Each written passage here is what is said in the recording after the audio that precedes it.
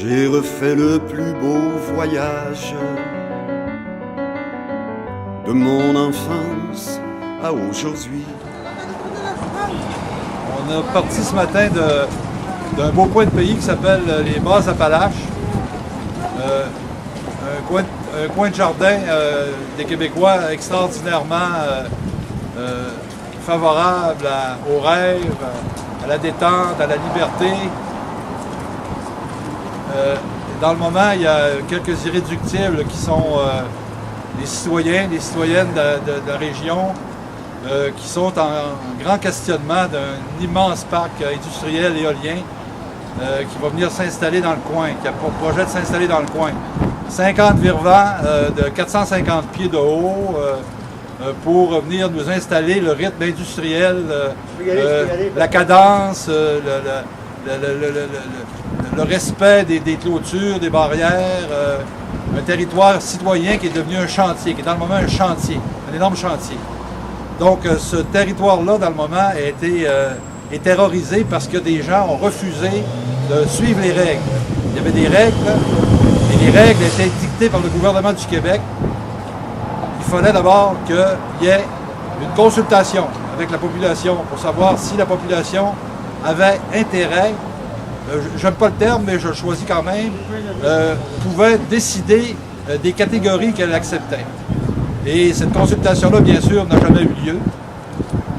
Par contre, les développeurs, les promoteurs, les affairistes et tous leurs complices, eux, ont fait des petits cocktails avec des petites présentations de maquettes pour faire des simulacres de consultation. Et de cette façon-là, ben là, ils ont avancé dans l'avancement de ce projet-là. Il y a un projet qui est, bien sûr, on est en 2012, ça fait depuis 2005 qu'il y a des gens qui questionnent ça. Et dans le moment, on espérait toujours et on espère encore que ce projet-là ne se montrera pas tant qu'une éolienne n'est pas montée, on risque qu'il n'y en ait pas qui se montent parce que c'est des spéculateurs, c'est des gens qui n'ont pas d'argent et qui viennent utiliser l'argent des Québécois pour faire des affaires, pour remplir les poches de leurs partenaires, de leurs promoteurs, de leurs actionnaires. Le gouvernement du Québec, là-dedans, se comporte comme un gouvernement de pacotilles, de rois nègres. Le Québec est devenu quand même le territoire dans le moment avec le fameux plan Nord, un territoire où on vient piller les ressources. Donc, dans le fond, on est un peu les pilleurs pillés. On a pillé, on va être pillé, puis c'est la vie qui continue comme ça. Donc, la manifestation aujourd'hui pour laquelle nous sommes venus, c'est pour signifier que le vent est aussi une de ces ressources naturelles qui font partie de notre bien commun. Et il ne doit pas être utilisé pour appauvrir quelqu'un et enrichir une minorité.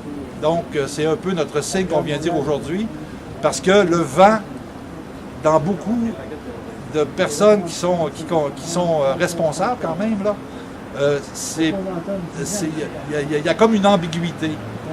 Ils trouvent ça correct, les éoliennes, c'est beau, puis bon, mais nous autres, on le sait que c'est peut-être intéressant les éoliennes, mais surtout pas en milieu habité. Et quand on dit milieu habité, on ne dit pas Montréal, Québec, on dit milieu habité, ça veut dire que dans les campagnes, il y a des gens qui restent là et il faut aussi les respecter. Et c'est pour ça que quand le gouvernement avait décidé qu'il y aurait de la consultation, c'était formidable, tu sais. Il disait, si les gens sont consultés, ils vont décider. Parce qu'on ne pourra pas aller contre la volonté des gens. Mais faut-il que les gens soient consultés?